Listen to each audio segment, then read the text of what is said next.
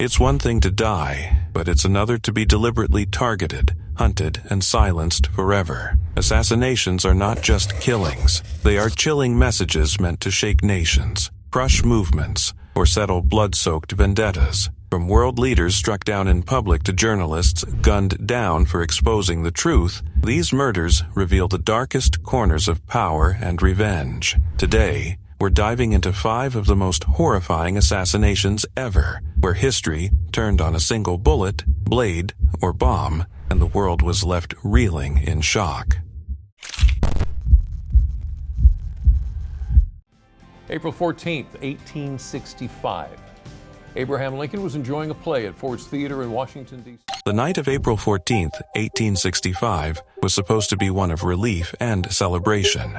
Just 5 days earlier, General Robert E. Lee had surrendered at Appomattox Courthouse, effectively ending the Civil War. Washington, D.C. was alive with parades, bonfires, and joy as citizens looked to President Abraham Lincoln as the man who had held the Union together through its darkest hour. That evening, Lincoln decided to attend a play at Ford's Theater with his wife, Mary Todd Lincoln, and their guests, Major Henry Rathbone and Clara Harris. It was a rare moment of leisure for a president who had borne the crushing weight of war. But as Lincoln laughed at the comedy Our American Cousin, death crept silently just feet away. John Wilkes Booth, a famous actor and Confederate sympathizer, slipped through the theater's back door, armed with a single-shot Derringer pistol and a hunting knife. Booth knew the building well. He had performed there many times. He waited for the audience's laughter to crescendo, then pushed open the door to the presidential box.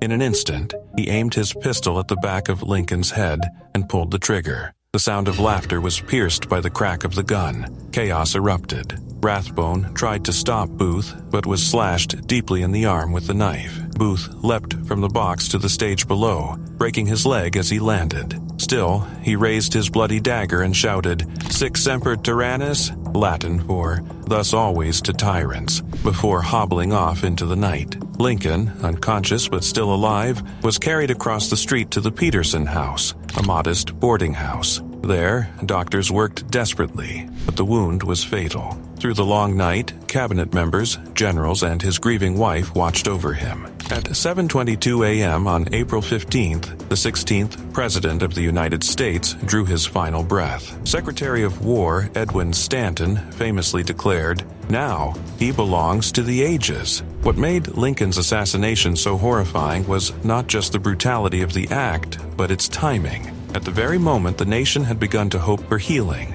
it lost the man best suited to lead it. Booth's larger plot had aimed to decapitate the U.S. government entirely, targeting Vice President Andrew Johnson and Secretary of State William H. Seward as well. Seward was viciously stabbed, but survived. Johnson's attacker lost his nerve. Still, the bullet that struck Lincoln altered history. The assassination sent shockwaves around the world. Citizens wept openly in the streets. Church bells tolled across America. Lincoln, who had guided the country through its bloodiest conflict, would never see Reconstruction, never oversee the reintegration of the South, never fulfill his vision of malice toward none with charity for all. Instead, the U.S. plunged into uncertainty under Andrew Johnson, whose leniency toward the defeated Confederacy left scars that would last for generations.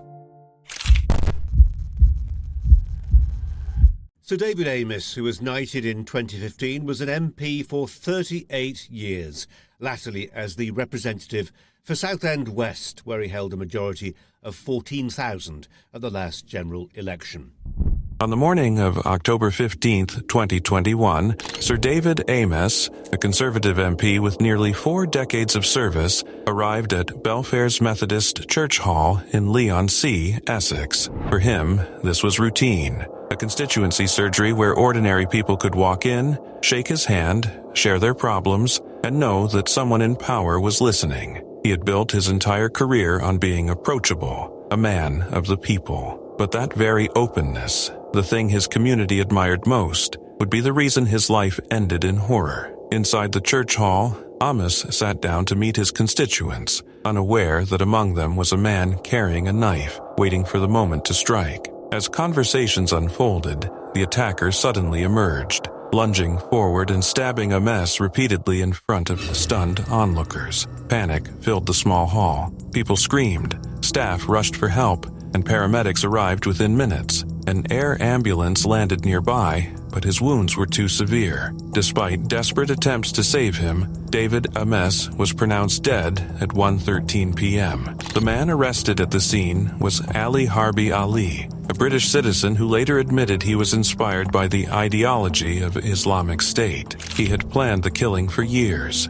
scouring the names of MPs who voted for UK airstrikes in Syria, and even scouting out other targets before settling on Amess. What makes this even more chilling is the cold calculation.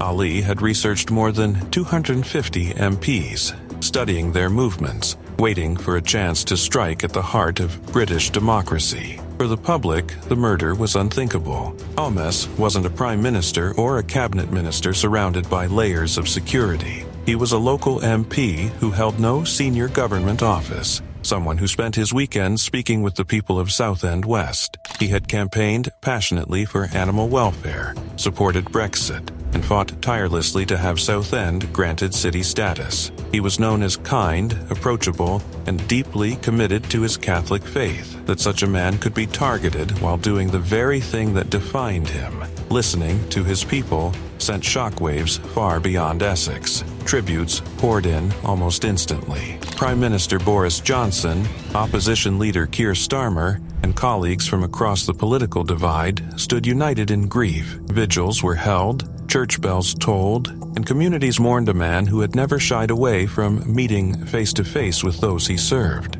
To his constituents, he was not just an MP, he was a neighbor, a familiar figure who always made time for a chat. But behind the mourning lay something darker. Amess himself had once written in his autobiography that the killing of Joe Cox in 2016 had spoiled the great British tradition of the people openly meeting their elected politicians. He feared that one day MPs would no longer be safe in the simple act of engaging with their communities. In a haunting twist of fate, those very words became a prophecy of his own death. Ali Harbi Ali later stood trial at the Old Bailey, showing no remorse. He smirked in court, declared he had no regrets, and justified his act as part of a twisted ideology. The judge called him a cold, calculated, and dangerous individual, sentencing him to life in prison with no chance of release. For Amess's family, there was no relief in the verdict. "We shall never get over this tragedy," they said. Their grief only deepened by the thought that a husband, father, and grandfather was stolen from them in such a brutal way.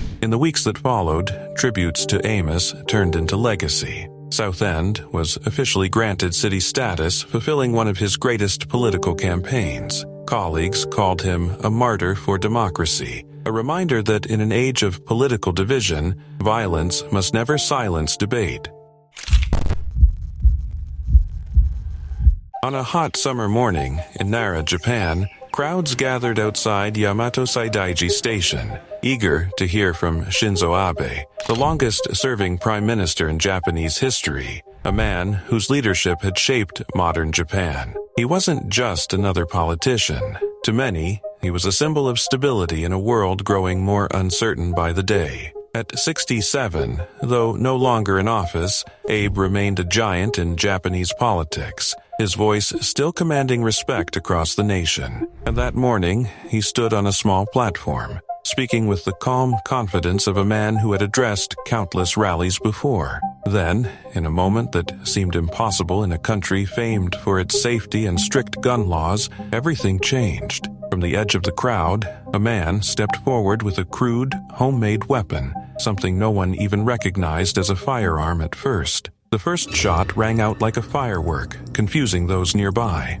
Abe turned instinctively, his face registering surprise, but before his guards could react, the second blast thundered through the square. This time, the pellets struck him in the chest and neck. The former prime minister staggered, his hand rising as if to steady himself before collapsing face first onto the street. The crowd screamed. security lunged, and within seconds, one of the most shocking acts of political violence in modern Japanese history had taken place. For a country where shootings are so rare they make front-page news even when non-fatal, the assassination was unthinkable. Shinzo Abe was airlifted to the hospital, doctors battling to save him for hours, transfusing 100 units of blood in a desperate fight, but the wounds were too grave. At 5:03 p.m., the announcement came. Abe was dead. The entire world reeled. The assassin, 41-year-old Tetsuya Yamagami, was seized on the spot. His motive stunned the nation as much as the act itself. Yamagami wasn't a foreign agent or a radical revolutionary. He was a man consumed by a personal grudge. His family had been torn apart by the Unification Church, a controversial religious movement tied for decades to Japan's conservative politicians. His mother's devotion had bankrupted the family, leaving him bitter and broken. To Yamagami, Abe wasn't just a former prime minister. He was a symbol of that political-religious alliance, one of the most powerful figures to ever support the church. And so, he decided that killing Abe was the only way to strike back. What followed was chaos, outrage, and uncomfortable truths. For decades, whispers had surrounded the ties between Japanese leaders and the Unification Church, but they were largely ignored. Abe's grandfather, Nobusuke Kishi, had helped foster the church's influence in Japan, and the connections ran deep within the ruling Liberal Democratic Party. After the assassination, the lid blew off. Politicians were forced to admit links, cabinet ministers confessed to accepting support, and Prime Minister Fumio Kishida's government scrambled to contain the fallout. Public trust plummeted. Demonstrations grew. Suddenly, the death of Abe, intended as a single act of vengeance, was unraveling the very political establishment he once led. The shock spread beyond Japan, and then came the haunting thought: had this been preventable? Security lapses became glaring in hindsight. The shooter had walked right up behind Abe, within meters. With a bulky weapon, no one stopped. The first shot was dismissed as a strange noise, giving him time to fire again. Police chiefs resigned in disgrace, admitting failure. In the end, Abe had died not just because of one man's hatred, but because the system designed to protect him had faltered at the worst possible moment. On September 27, 2022, Japan held a rare state funeral for Shinzo Abe. Thousands lined the streets as his motorcade passed, some waving flags, others silently weeping. The event was broadcast worldwide, cementing Abe's place in history, not just as a prime minister, but as the victim of an act that shattered Japan's illusion of safety.